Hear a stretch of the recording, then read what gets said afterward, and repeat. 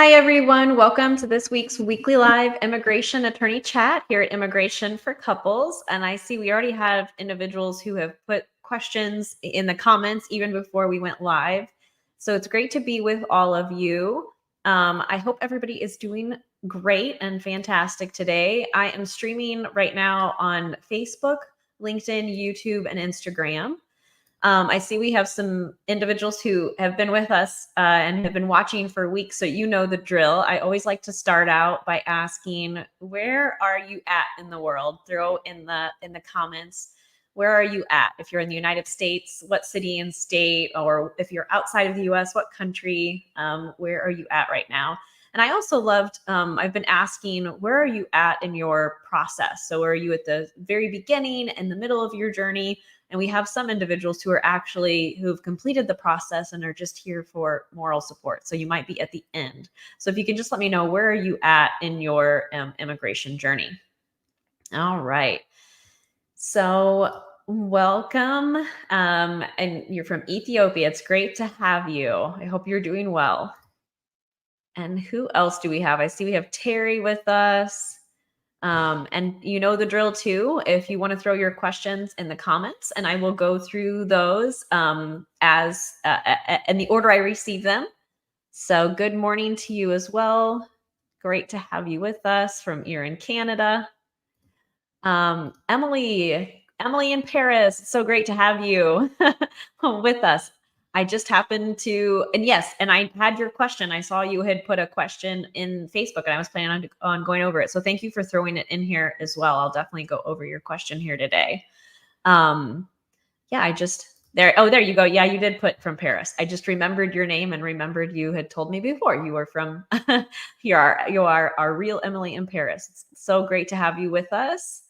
Good morning to you as well. We have Jamaica and New Jersey in the house. Kenya, Maryland. Good morning. Welcome. Niagara Falls, Ontario. Oh, Niagara Falls is very beautiful. And you're just starting the process. Well, you're in a good place. You're in the right place. All right. So, good morning to you from Seattle. You're very welcome. All right.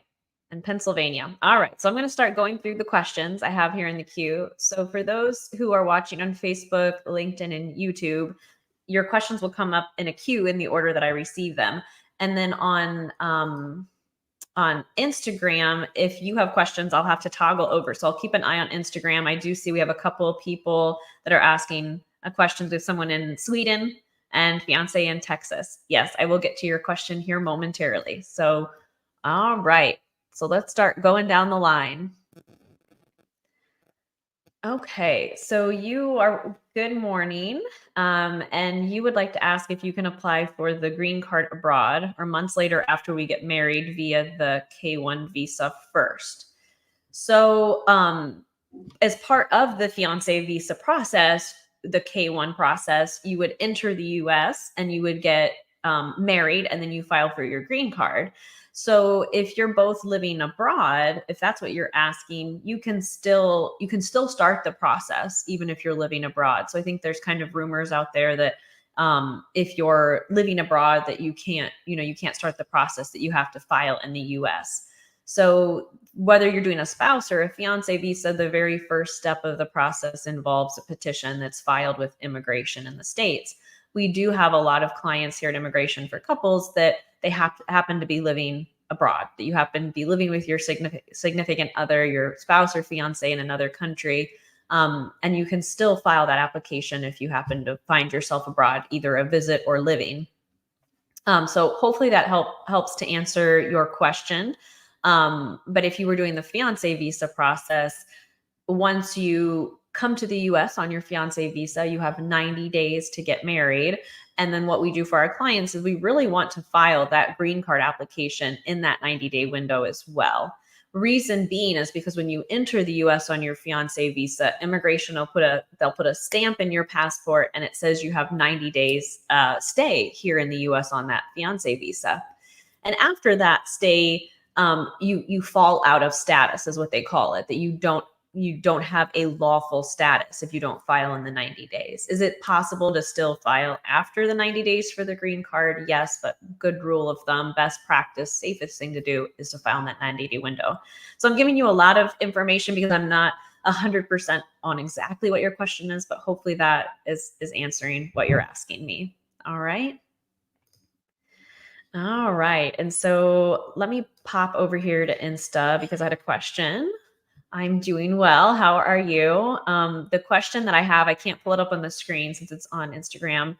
You applied for a K-1 visa at the end of July, and you're wanting to know, when do you think you'll have a decision? And you are saying that you live in Sweden and your fiance is in Texas. So right now for the fiance visa process, for the very first step with the petition, we are seeing that it's taking about 6 to 8 months for that petition to be approved. And then from there, the case has to be transferred to the National Visa Center and then to the consular post or the embassy where you will have your interview. And that process typically takes at least 2 months. Most of our fiance visa clients right now are receiving their visa in about 8 to 12 months, give or take. We've had some that are going much faster than that, but I would say that's a solid average. So you can kind of be mentally and emotionally prepared for about an 8 to 12 month wait. So you're very welcome. Pleasure to answer your question. I'm glad you were able to be with us today. All right. So Terry, you are up next. So you submitted. So I know, yeah, you had asked about, you had all this additional information rather that you had brought up that was being requested by information. And so that's great.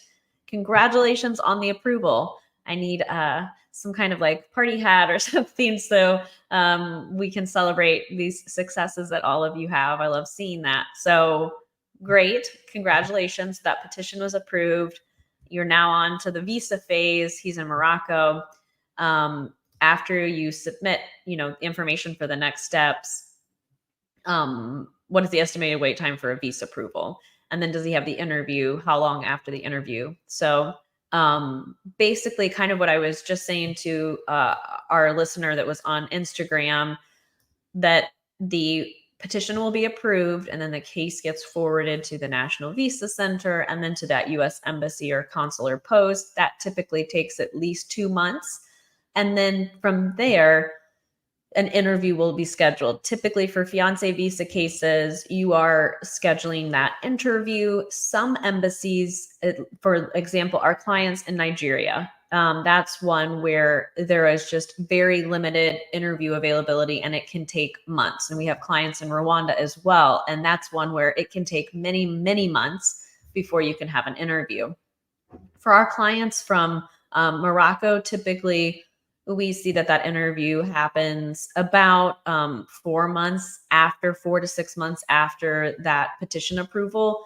That really is just going to depend a large part on how long it takes that file to actually be transferred over to the consular post. You might get an interview date much sooner. It just all depends on that individual embassy or consular post availability for interviews. So sometimes there's a lot of interviews and sometimes it's a little bit more limited.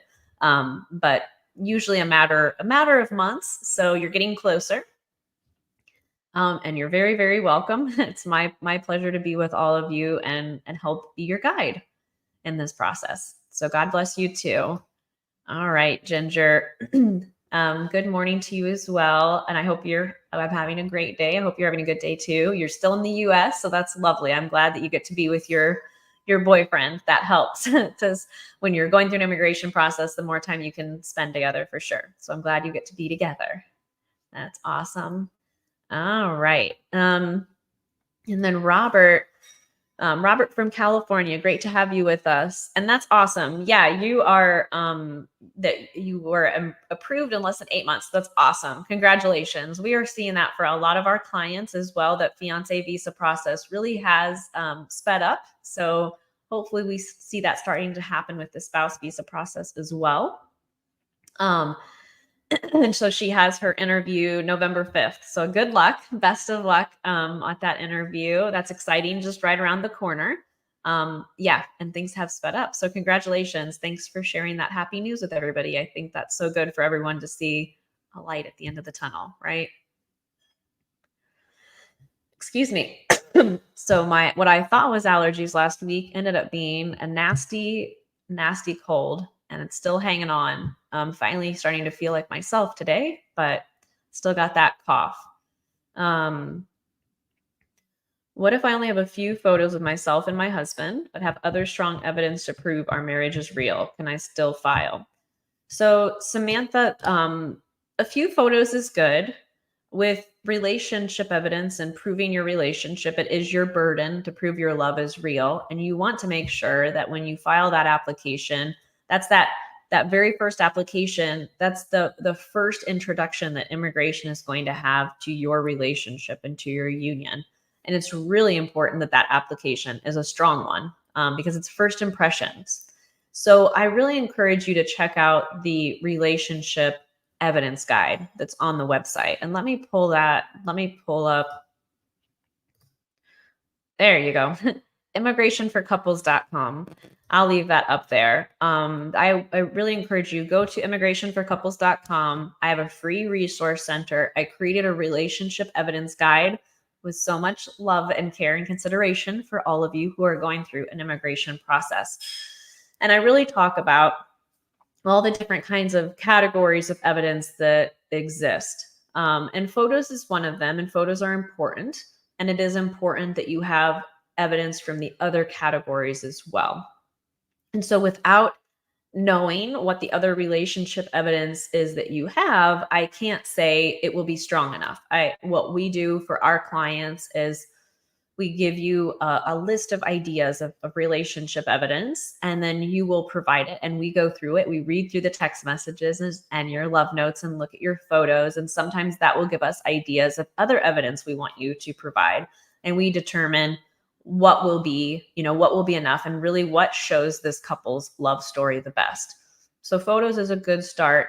Other pieces of evidence, depending on if you're living together, then looking at joint financial evidence like life insurance, joint bank accounts. Excuse me. Some couples live apart and that's not possible, but maybe you have children together, or maybe you adopted a pet together. Maybe one of you is providing financial support for the other, so there's money transfers. So there's a lot of different types of evidence, and really there's too much to cover. And that's why I created that relationship evidence guide. But photos is a good start, but you'll want to make sure you have evidence from those other categories as well. All right, great question, Samantha. I think Emily in Paris is our next question. So you submitted the I-130 a year ago and still waiting. That's normal. It does. It's taking a solid 12 months, solid year, sometimes a little more for that spouse visa process. And so your question was about employment. And so I did, it's one of those questions that's so big that I get hidden behind it. So your question was regarding employment status, and that when you filed, your husband had one employment status, and now he's thinking of changing jobs.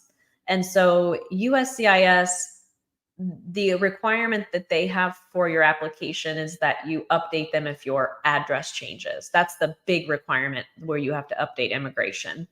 The other update with immigration would be, of course, if something changed in your relationship and you are no longer wanting to continue the case. But when it comes to other things like your employment history, for example, USCIS doesn't really have a mechanism or a requirement that you update that employment information on that application. With that spouse visa case, there's going to be future steps and future applications, and immigration will collect the updated information at that time. So there's really no mechanism or requirement that you update your job information with immigration while that I-130 is pending. It can impact your case when it comes to the next steps in the process with affidavit of support. But if he is just changing jobs and he's still making about the same amount of money, it should, typically be okay. I'm not sure. I'm guessing, I think you are petitioning for him. So your income is going to be more important, but there will be future steps where you'll have to update that information. So hopefully that helps. Great to have you with us, Emily. It's good to see you. Hope that helps answer your question. I'm going to check on Instagram here and see if I have any other questions. Looks like I had some individuals asking about vaccinations. So, part of the green card process requires that you complete a medical exam, and part of that medical exam, immigration is looking to see what, if you've received the required vaccines. Some of the common required vaccines would be like tetanus, your updated tetanus shot, for example. There are individuals, though, who have moral or religious objections or objections to vaccines, and they don't want to receive vaccines, and they never have received a vaccine. And so, if that is your situation for the person who is asking me here on Instagram, then there is a process by way that we can request a waiver that you don't have to complete the vaccines because you have these religious and moral objections. You have to go through a process through this waiver to show immigration that your beliefs are true, that they're bona fide, and that you have an opposition to all types of vaccines. And so then we outline, your religion or your moral objections, and we have to prove to immigration, hey, this individual has never received vaccines and they don't want to receive these vaccines, and then we can get a waiver of that requirement. So hopefully that helps answer the question that I received there on Instagram. You're about to file and you're just waiting on your Canadian passport still. So hopefully that comes soon. I know you were waiting on that previously too.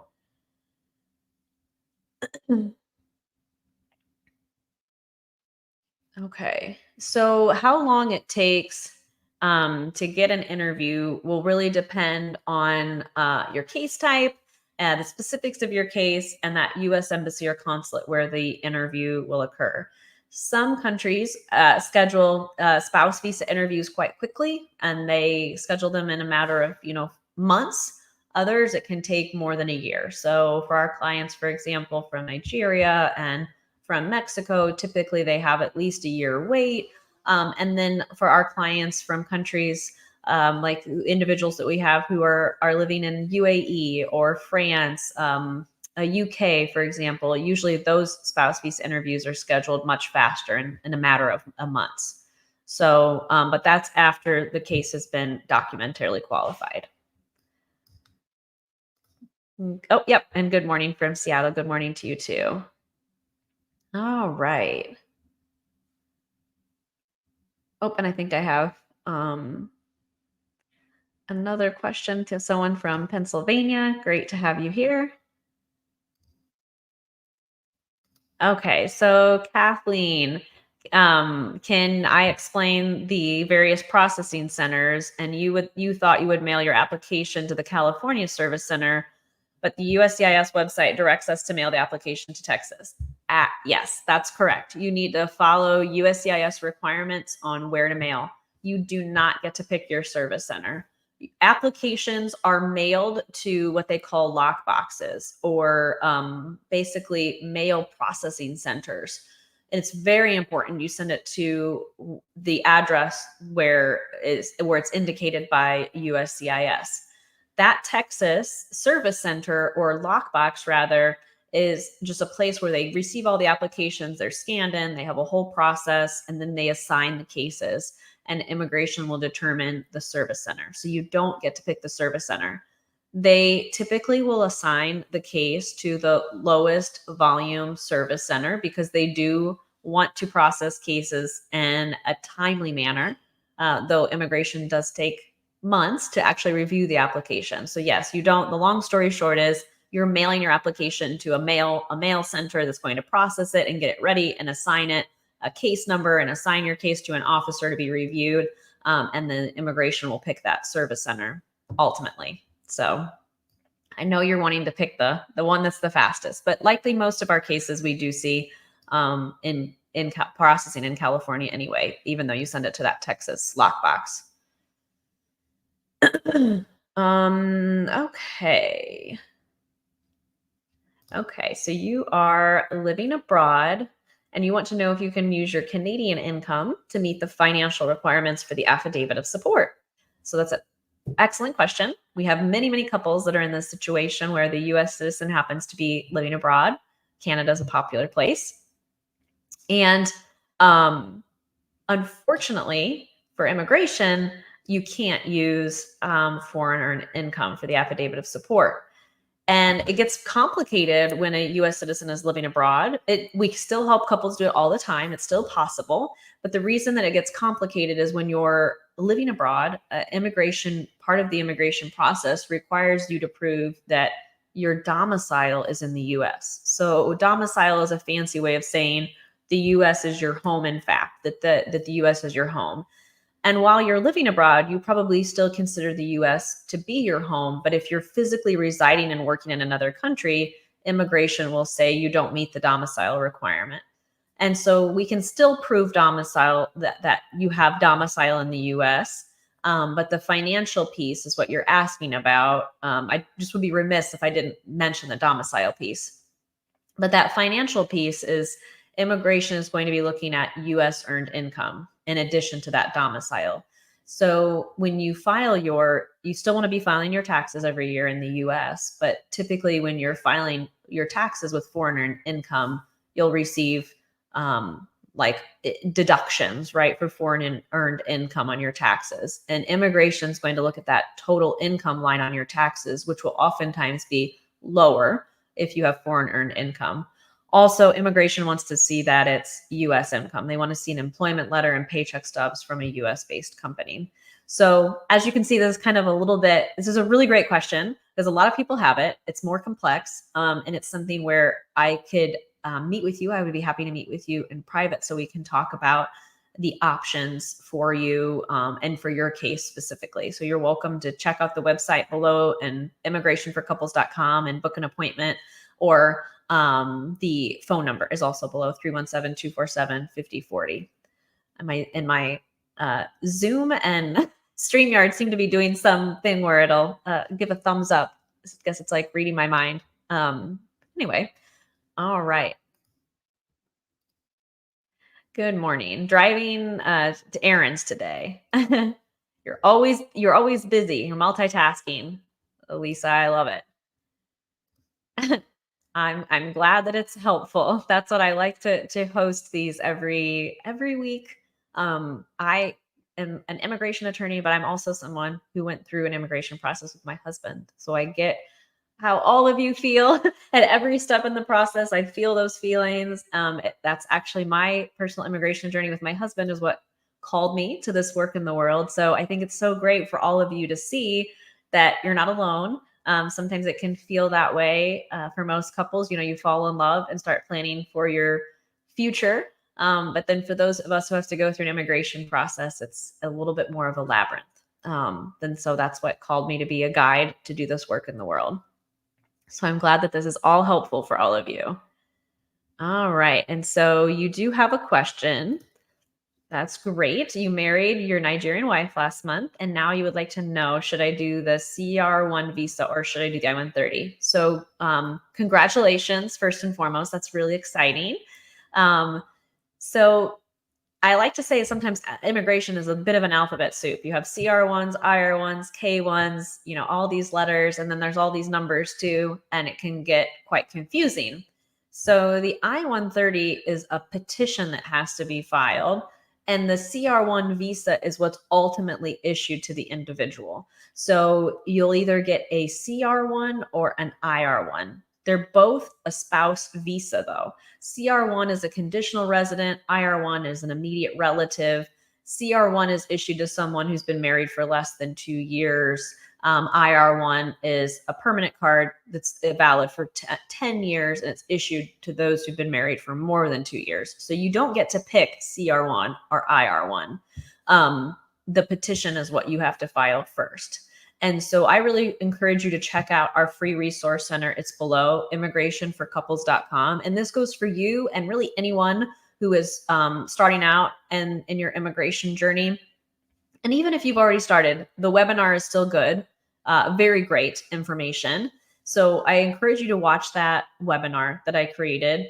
In the webinar, I talk about the different processes that are available to couples, what you can expect in your immigration journey, how to prove your relationship, and what are your best next steps. And that free resource center also has information and videos about the spouse visa process, the fiance visa process.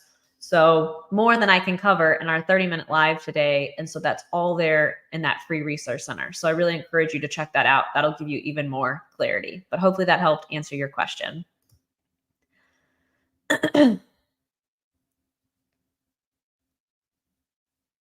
Okay, so your husband's Egyptian and you're British. You were married in September, and neither of us know the process. Can you please give us some advice on what we can do? So, I'm a U.S. immigration attorney, and I practice federal immigration law in the United States. So, I represent individuals who are U.S. citizens or lawful permanent residents petitioning their spouses and fiancés to come to the United States.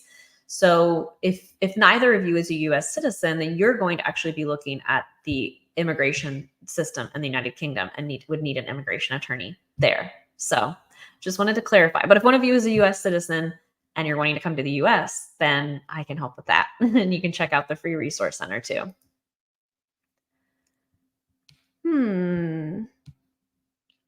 That's interesting. I'm glad that you're letting me know this. You said you've been trying to book an interview appointment via the website, but it keeps telling us, "Oh, I see what you're asking. I misunderstood your question. Now I see what you're saying. This is really common, actually. So yes, it's very common that interview appointments will show as 0 appointments. This is when I was talking beginning of the show when someone was asking, hey, how long does it take to get an interview? A lot will depend on interview availability. We see this come up for our clients all the time. There's no magic solution per se, but what we do is our clients and my team, we will check the website every day, multiple times a day, different times a day until an interview becomes available. Unfortunately, that's all you can do because you are waiting on the embassy or consulate to open interview appointments so you can schedule. All right.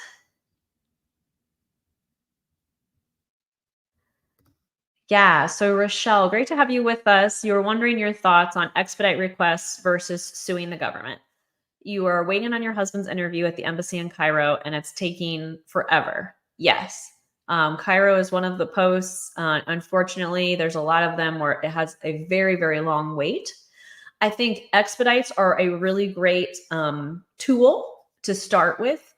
Oftentimes, the embassies, consulates, immigration are willing to consider an expedite depending on the circumstances. So we would really need to be looking at, if there's any health issues or any kind of, psychological impacts, sometimes financial reasons. There's a lot of different reasons for an expedite request. It has to be a serious humanitarian reason. And we've had success with expedite requests for sure.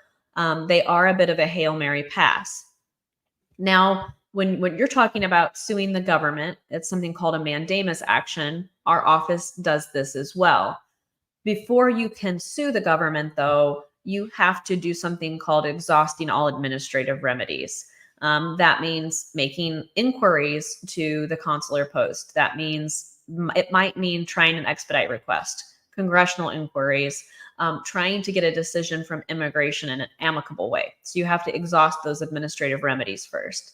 Mandamus actions are great when you are talking about suing the embassy or consulate. As immigration practitioners, sometimes we call the Department of State, the embassies and consulates, a little bit of the wild, wild west because they have so much more autonomy and discretion than USCIS immigration stateside. But I have had success with filing a mandamus action to expedite or to the mandamus action isn't really for an expedite. The mandamus action is to sue the government for unreasonable delay. But we do have to exhaust those administrative remedies first. And I'm happy to speak with you about that more in private, of course. But hopefully that helps give you some clarity. I think starting with exhausting administrative remedies, trying that expedite request, and then looking at the mandamus action for sure. I've done that for many clients successfully. So, all right. Good morning to you as well, Maria. I hope you're doing well and having a great day. How long will it take for a minor child case at the embassy before it will be transferred to the embassy? So the National Visa Center is a glorified document collection hub, and then they just hold your case until the U.S. Embassy or consulate says they have interviews available. So again, it's all going to come down to the U.S. Embassy, embassy and consulate to let the National Visa Center know that there's interviews available. Sometimes that can take months. Sometimes that can take up to a year, sadly. It just really depends a lot. Oh, and Vicky, thank you. You gave me tips last week. I did do the tea and honey. And so you used bee Baropolis spray when I visited India, and it saved your life. And you knew I did my Target run. I shall check that out. Thank you for the tips. I appreciate it. I talk a lot. So all day meeting with clients. And so I will check that out. Thank you so much. Oh, you're sneaking in a break from work so you can ask a question. I hope you're still here. Let me check out your question.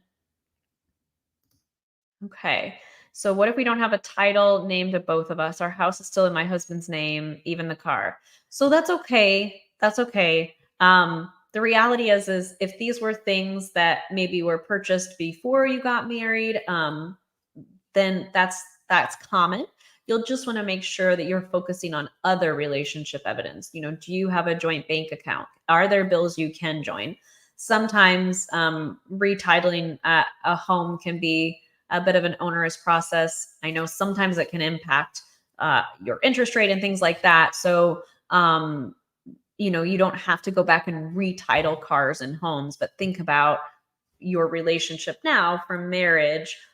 Are you joining accounts, or you're joining your lives from marriage to now, right? So that's okay. And hopefully you're still here. And since you were sneaking on a break from work, I'm glad you were able to be with us. Okay. Glad that it was clear. You're very welcome. All right. I do need to jet. I have a busy day here. There's a lot of really great questions. I will do what I can to answer some of these questions next week. You're very welcome, Rochelle. It's great to see you. I will do what I can to answer these questions at the start of the live next week. If not, I will be here next week, Tuesday, 11 a.m. Eastern time. And feel free to join and drop in your questions, and I will answer them. It was great to be with all of you. In the meantime, please check out the free resource center. We have tons of free information and a lot of answers to common questions. And you're always welcome to schedule a consultation. You can call the office. You can also book that appointment on the website, and you'll have an appointment with me in private, and we can talk about your specific case and situation. Have a wonderful rest of your week, everyone. Good luck with your cases. Take care of yourselves. Bye.